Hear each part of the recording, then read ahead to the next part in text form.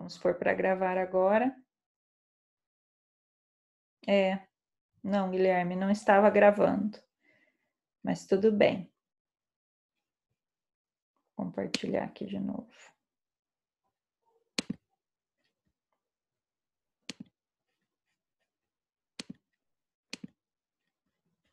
Pronto, vamos lá? Bom, então, como eu disse, esse slide já falei com vocês, então não vou me demorar nele, é só sobre a classificação que eu passei na aula passada, tá? Que tá no vídeo lá para vocês do nosso encontro passado de segunda-feira, tá? Esse slide também já tinha mostrado para vocês, né?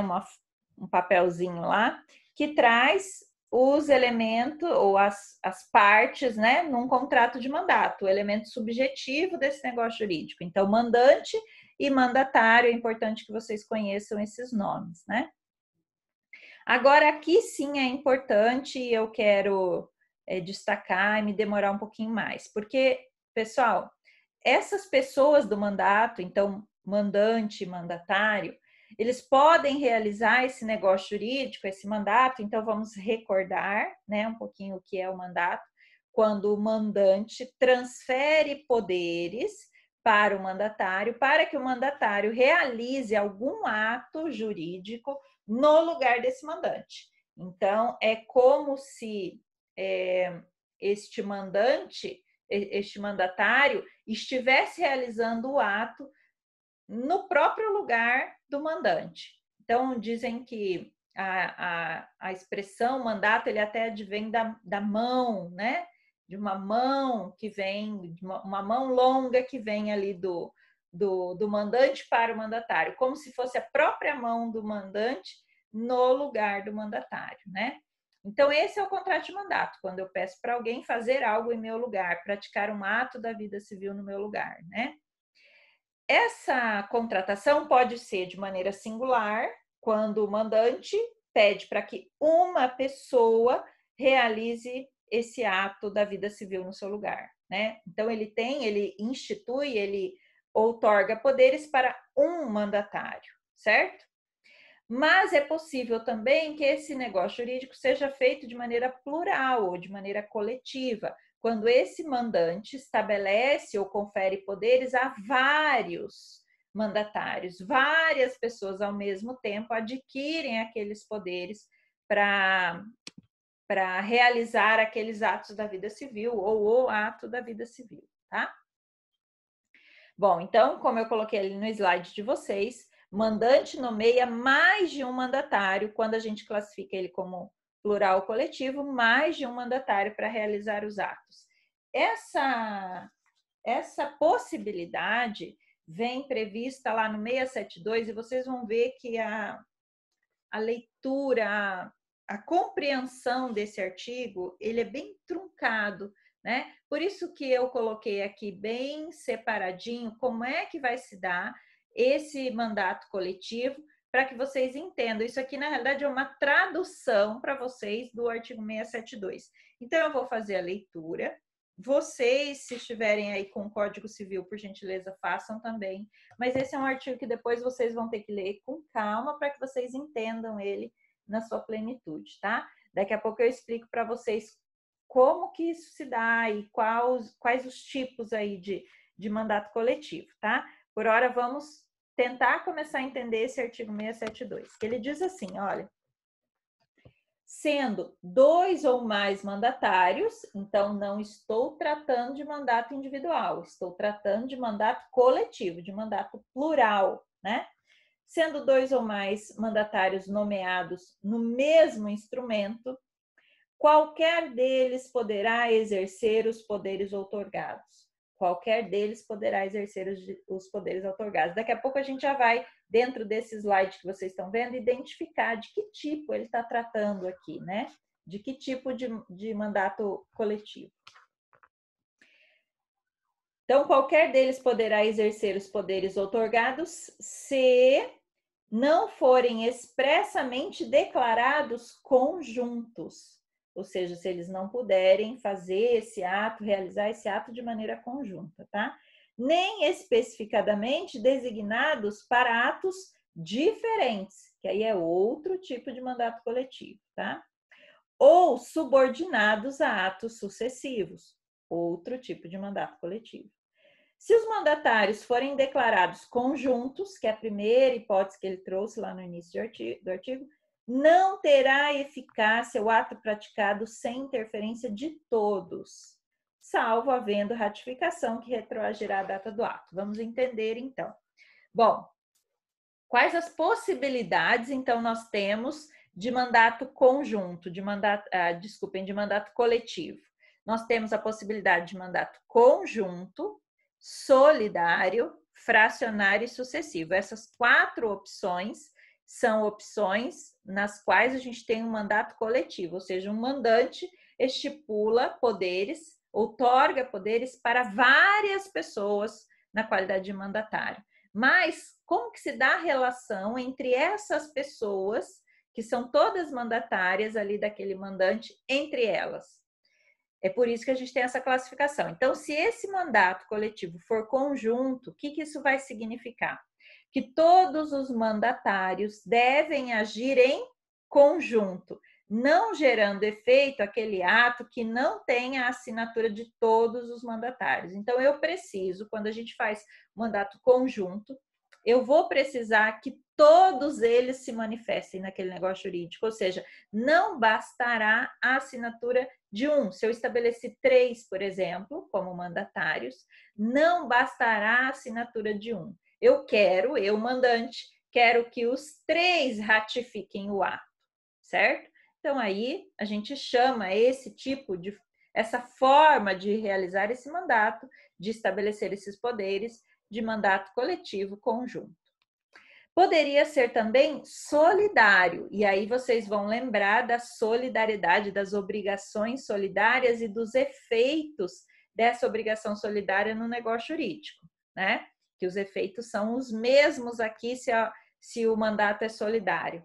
Solidário, qualquer dos mandatários sozinho pode atuar. Lembre-se que numa obrigação solidária é como se aqueles vários credores ou aqueles vários devedores fossem um único, por isso que eles podem pagar a dívida na sua integralidade, receber a dívida na sua integralidade, porque o ato de um já vai surtir os efeitos ou gerar os efeitos para os outros. Mesma coisa aqui no mandato.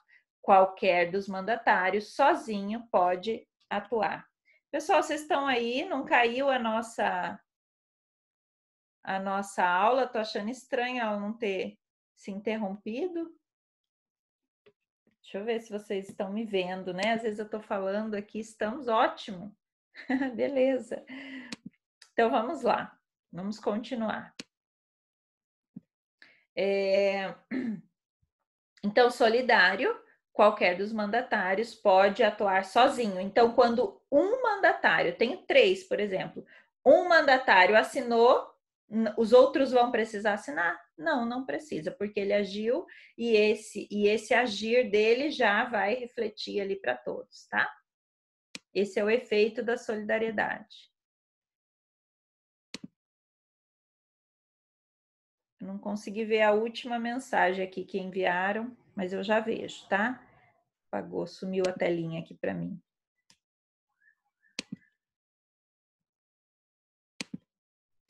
Tá, vamos continuando, depois eu vejo.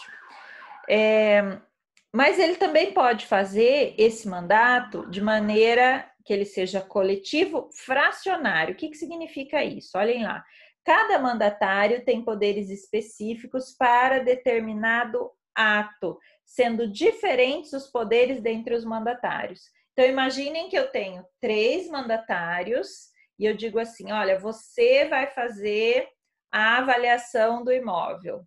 Você vai assinar o documento de compra e venda e você vai estabelecer o preço. Vamos imaginar assim.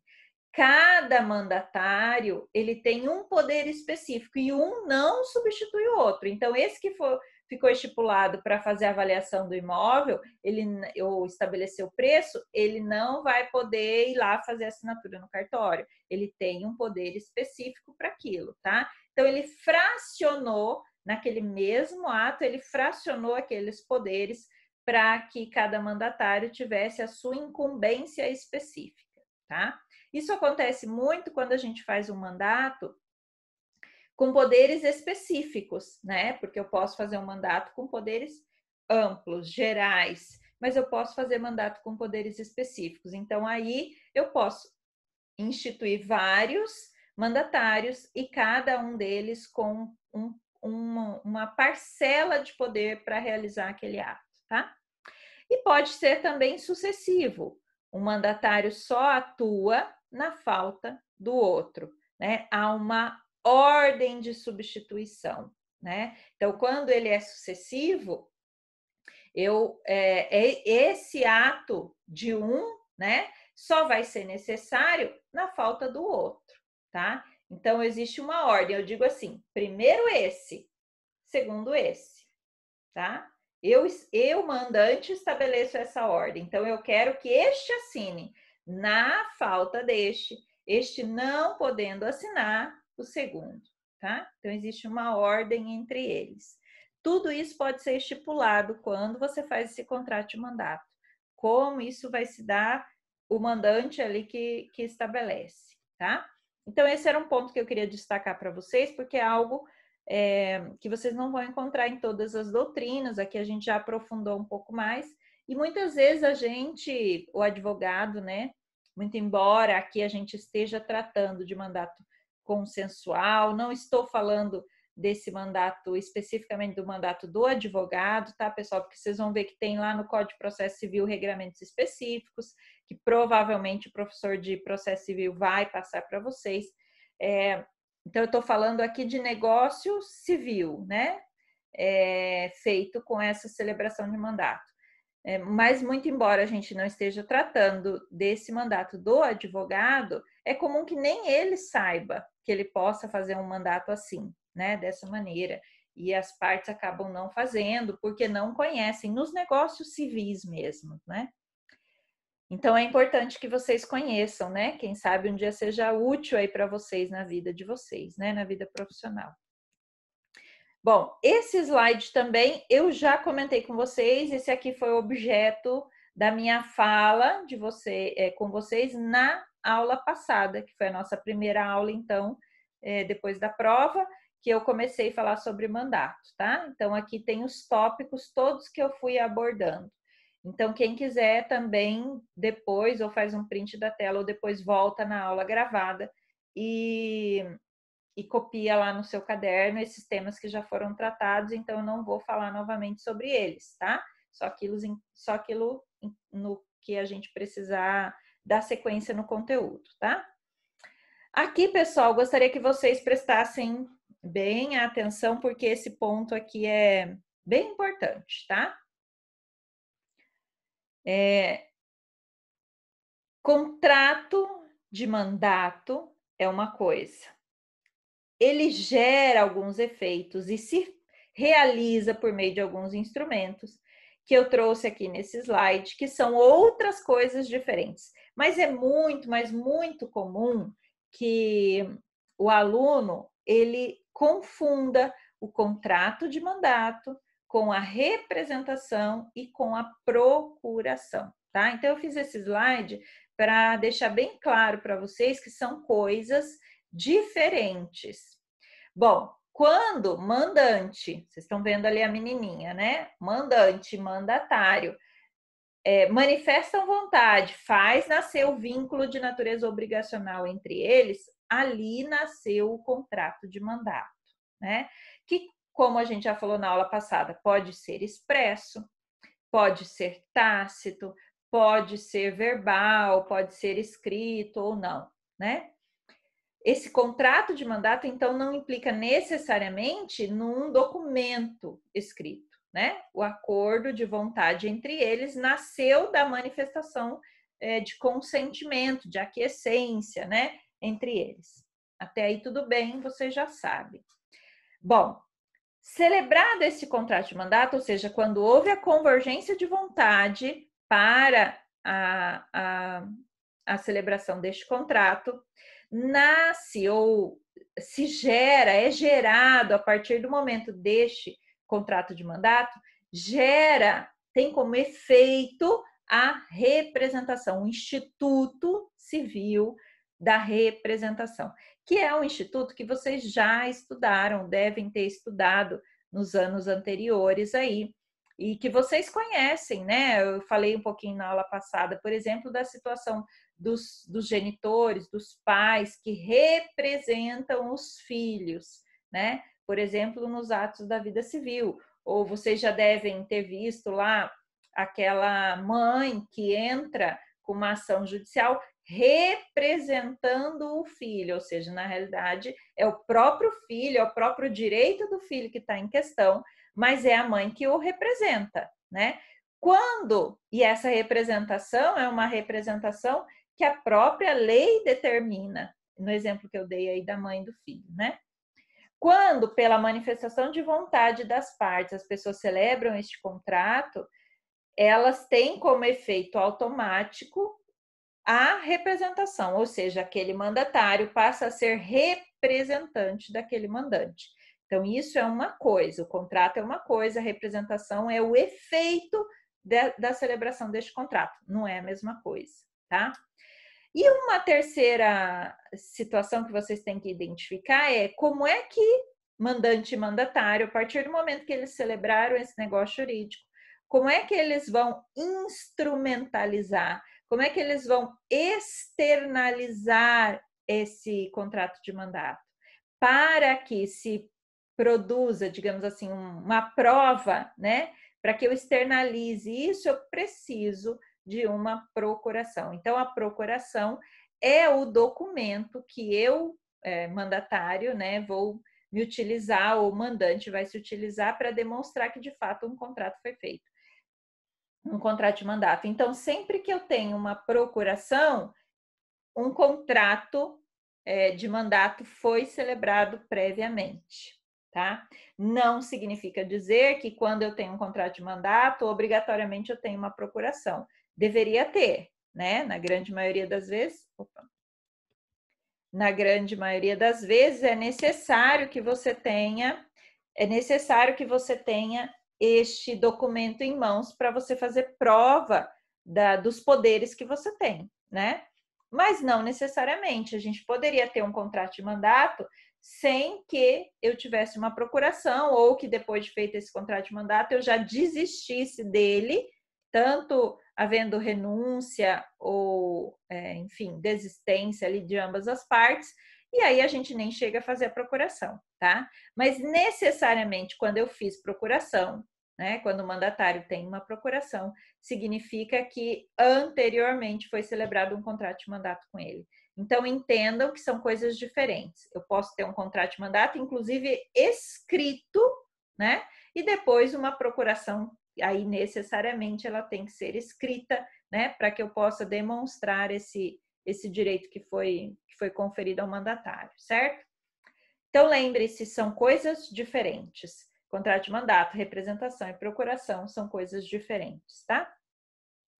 Bom, representação, então, esse instituto que vocês já conhecem, né? Previsto lá dos artigos 115 a 120. E eu quero destacar aqui com vocês o artigo 118 e o artigo 119. Quem tiver com a letra da lei, aí, por gentileza, pegue lá, vamos fazer a leitura juntos, tá?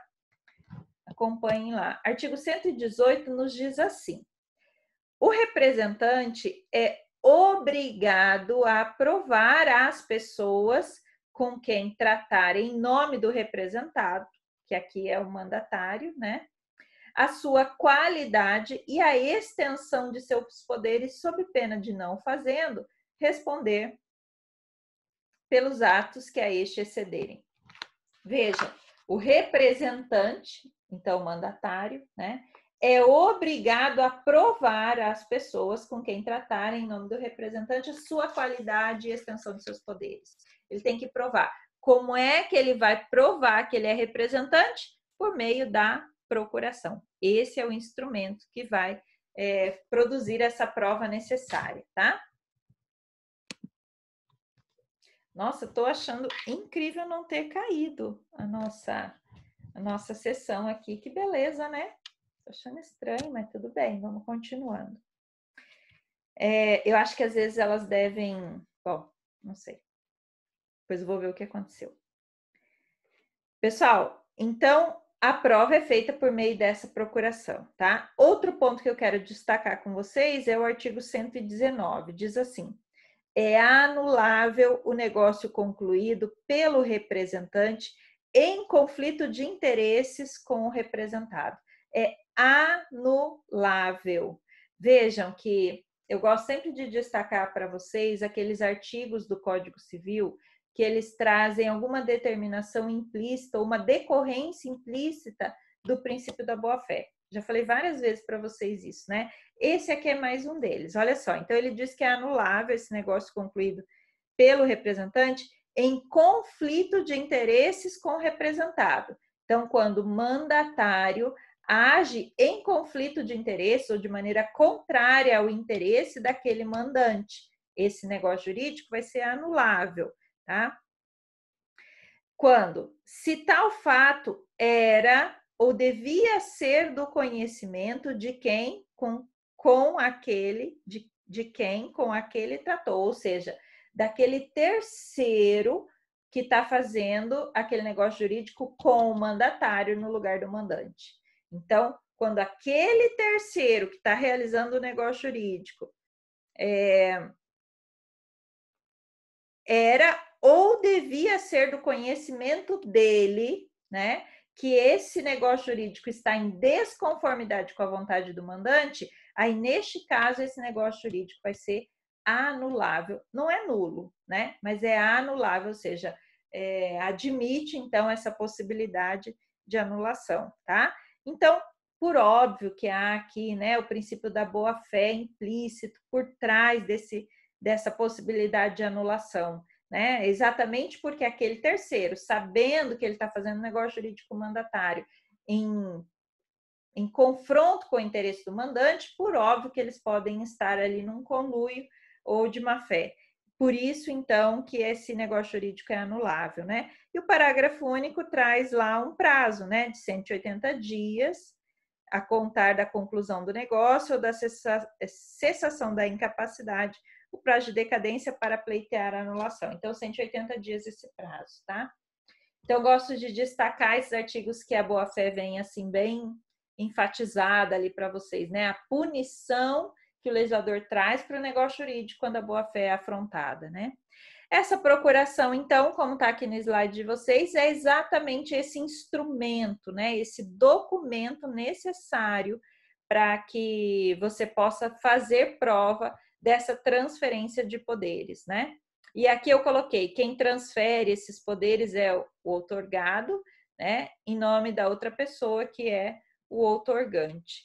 E aí vocês veem nesse slide exatamente os nominhos ali que a gente coloca na procuração, né? Então, o outorgante e o outorgado. E aqui na procuração, aqui nesse slide eu trouxe um modelinho de procuração bem simples, só para vocês identificarem, né?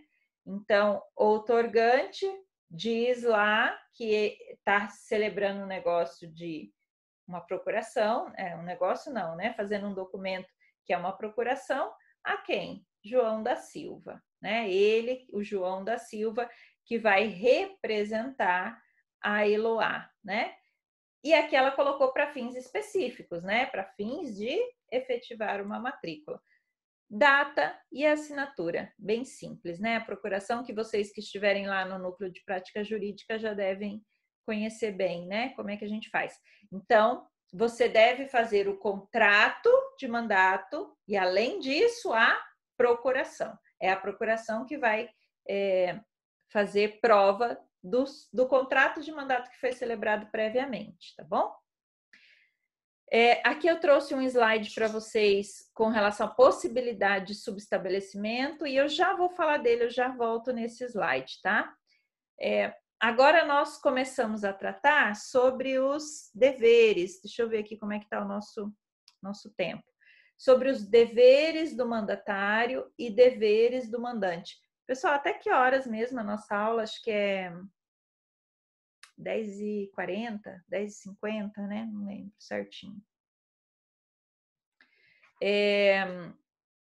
Então, deveres do mandatário e deveres do mandante. Deveres do mandatário previstos no 667 a 674 e deveres do mandante 675.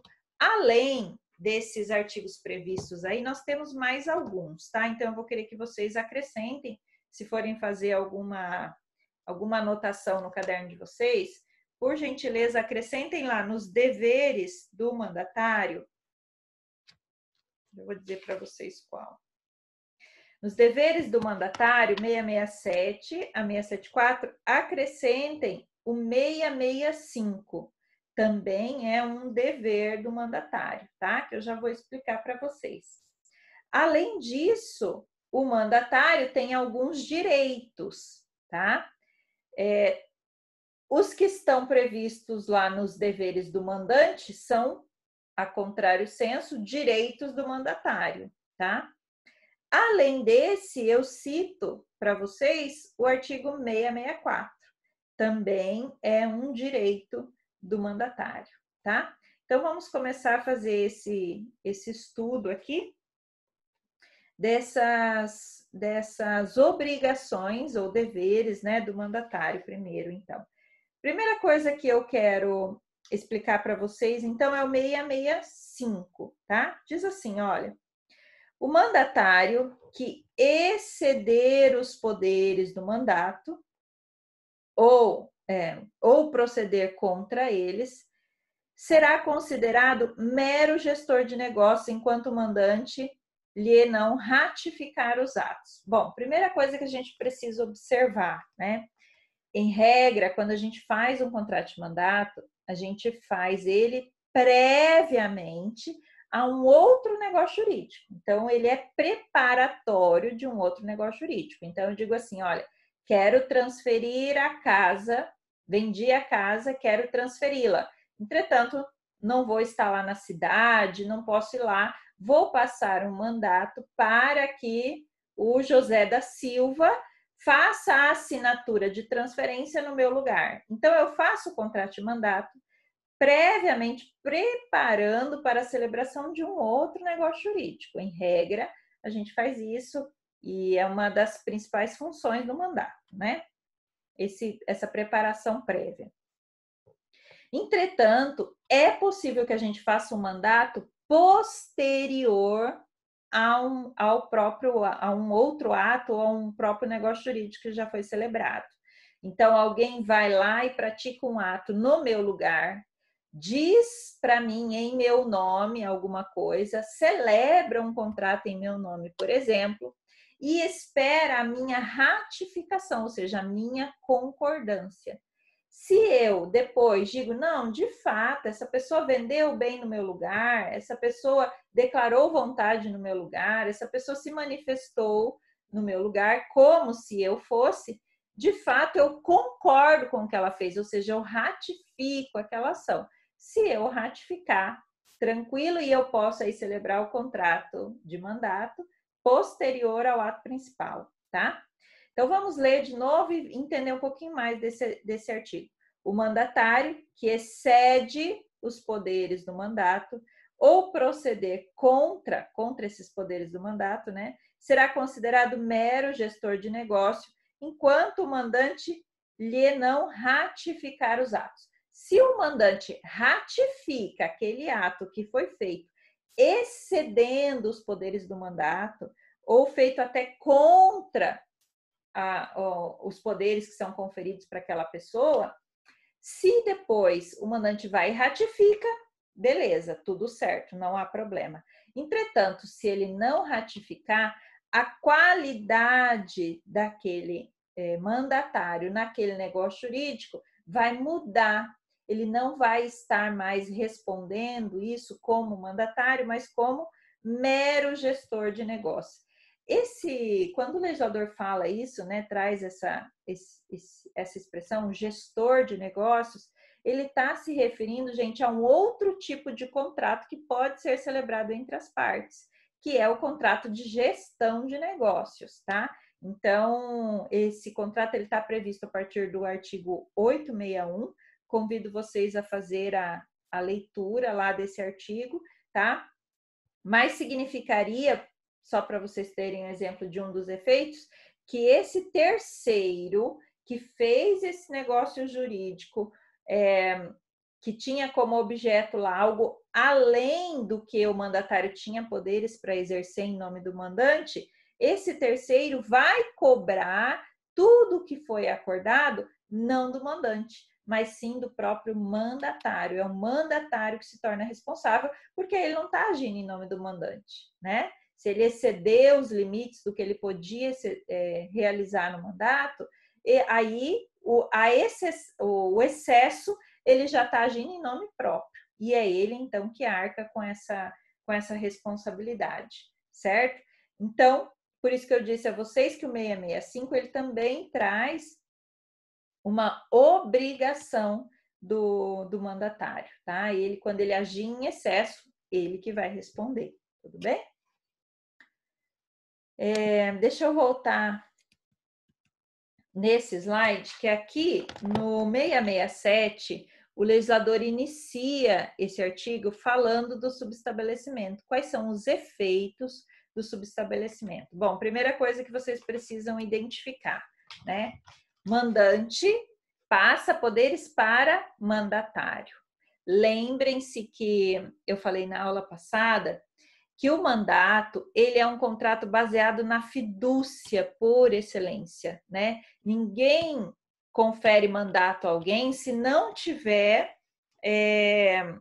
confiando muito naquela pessoa, né? Ninguém faz esse contrato se não houver muita confiança entre eles. Portanto, e ele é também, por conta disso, ele é um contrato personalíssimo. Portanto, a gente vê com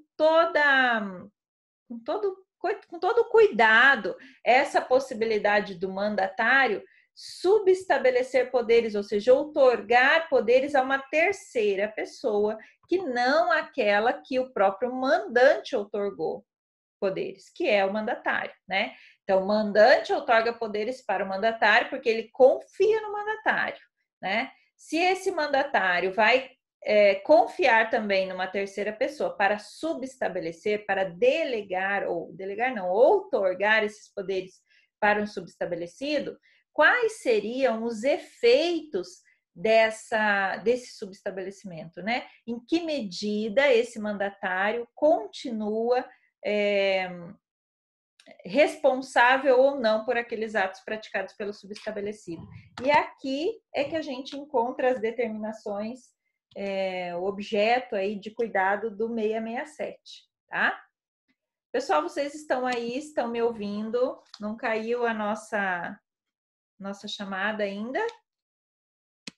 Me digam.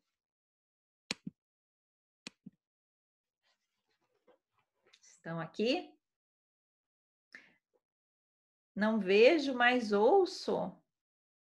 Jefferson, você está sem minha imagem? Tem mais alguém que está sem imagem aí, pessoal?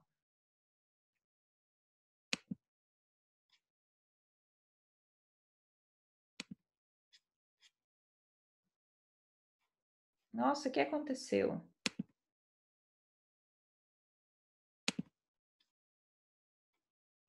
Ah, é o seu aí que está com algum... Tá, tudo bem, então. Ai, isso, João, tá tudo certo, né? Ótimo, beleza. Então, vamos continuando aqui. Bom, pessoal, então vamos agora para o entendimento do 667, tá? Vamos lá, quem tiver com o Código Civil, pega lá, vamos acompanhando. Diz assim, o mandatário, vocês fiquem aqui observando na tela, que fica bem claro para vocês quais são as funções e efeitos aí desse contrato, observando as pessoas e essa relação entre elas, isso é importante. O mandatário é obrigado a aplicar toda a sua diligência habitual na execução do mandato. E aí você não tem novidade nenhuma, né? Vocês já sabem que o mandatário, por conta até da própria fidúcia, da confiança, claro que ele tem que agir com todo cuidado, né? Ele é obrigado a que mais? A indenizar qualquer prejuízo causado por culpa sua ou daquele a quem se subestabelecer sem autorização poderes que devia exercer pessoalmente. Então, vejam bem, quando o mandante confere poderes para o mandatário, nos contratos que vocês fizerem aí, vocês vão já estipular a possibilidade ou não de subestabelecer. Então, vamos imaginar a primeira hipótese aqui que o legislador traz é do mandatário subestabelecendo poderes sem autorização do mandante, tá? Então, ele diz lá, ele é obrigado a indenizar qualquer prejuízo causado por culpa sua ou daquele a quem subestabelecer, sem autorização, poderes que devia exercer pessoalmente, tá? Então, ele é responsável. Parágrafo 1º. Se, não obstante proibição do mandante, o mandatário se fizer substituir na execução do mandato, então, veja bem, houve a proibição do mandante, mas mesmo assim o mandatário se fez substituir, ou seja, subestabeleceu, né? Na execução do mandato, responderá ao seu constituinte pelos prejuízos ocorridos sob a gerência do substituto, embora provenientes de caso fortuito. Então, mesmo que esse subestabelecido, se ele vier a gerar dano para o mandante, mesmo que ele tenha gerado esse dano por conta de caso fortuito, ainda assim o mandatário vai ser responsável, tá? Salvo, aí vem uma exceção, né? Salvo provando que caso teria sobrevindo, ainda que não tivesse havido subestabelecido.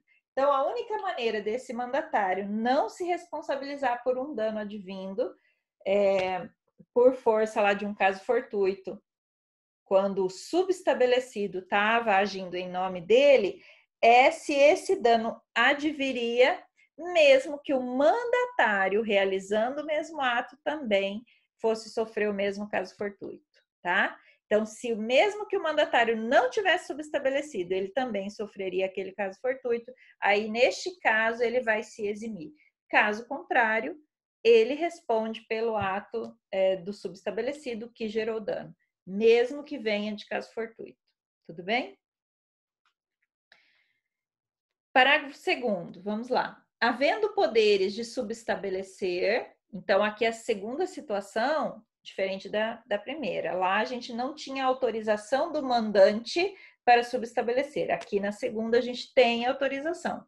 Havendo poderes de subestabelecer, só serão imputáveis ao mandatário os danos causados pelo subestabelecido se tiver agido com culpa na escolha deste ou nas instruções dadas a ele. Então, só se esse mandatário agiu com culpa, e aí leia-se negligência, imperícia, imprudência, né, no subestabelecimento ou nas determinações que passou, né, nas ordens que passou para esse subestabelecido, tá?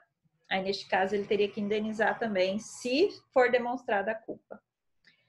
Terceira situação, se a proibição de subestabelecer constar da procuração, os atos praticados pelo subestabelecido não obrigam o mandante, não obrigam esse primeiro cara aqui, salvo ratificação expressa que retroagirá a data do ato. Claro, salvo se houver aquela ratificação, como eu disse até no exemplo do negócio jurídico feito sem o mandato prévio, né? Se o mandante ratificar, ele confirmar, tudo bem.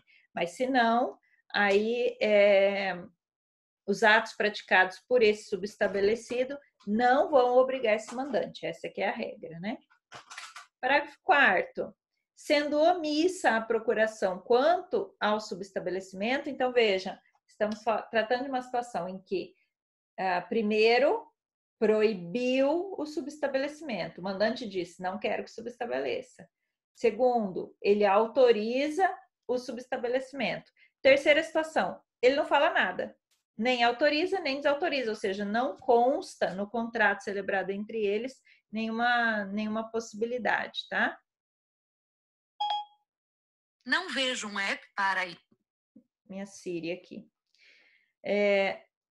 Sendo, então, omissa a procuração quanto ao subestabelecimento, o procurador será responsável se o subestabelecido proceder culposamente. Então, só nessa possibilidade de culpa, então, tá, pessoal? Isso é super importante. Faço essa observação novamente, que vocês vão voltar a estudar isso provavelmente em processo, mas isso aqui vai valer para a vida prática e para a vida de vocês, né? Como é que vocês vão celebrar os contratos de mandatos e as procurações de vocês aí. Então, já tem essa... A gente utiliza o Código Civil subsidiariamente, né? Então, já tem essas determinações que vão ser importantes aí para vocês, tá?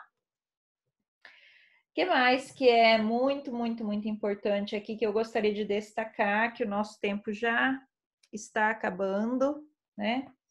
Pessoal, eu acho que eu vou pedir a vocês que façam a leitura destes artigos que eu destaquei nesse próximo slide. Deixa eu mudar aqui, tá?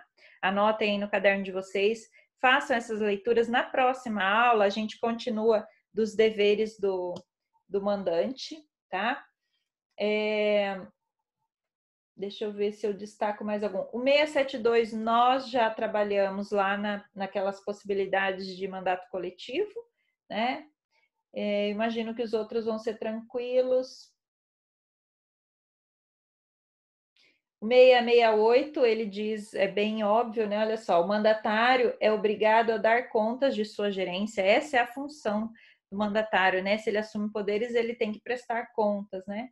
Transferindo-lhe as vantagens provenientes do mandato por qualquer título. Isso aqui eu dei um exemplo para a turma da manhã, vou dar para vocês também, porque é um exemplo, uma situação prática que eu vivi. Deixa eu ver aqui que no bate-papo estão falando comigo. Oi, Jefferson. Sim, eu vou disponibilizar no YouTube, a aula fica gravada, tá? Para vocês. No YouTube vai ficar a aula gravada. É disso que você está falando? Eu dei um exemplo para a turma da manhã que trata exatamente dessa situação do artigo aqui. Deixa eu ver. Os slides você está falando, Jefferson? Tá. Acho que sim, tá? Acho que sim. Depois eu mando para líder de turma aí de vocês, tá? Mas acho que é possível sim. Eu confiro lá com a Letícia, acredito que sim, tá? Esse artigo de lei que eu estava falando aqui para vocês, deixa eu ver de novo aqui o bate-papo. Peraí, pessoal. Tem alguém chamando. Tranquilo, ok. Gente, olha meu gato ali, pelo amor de Deus. Vamos lá. Se ele não derrubar nada ali, tudo bem. Já vamos encerrar, tá, pessoal? Esse artigo de lei que eu estava falando para vocês, eu vivi uma situação, um caso concreto.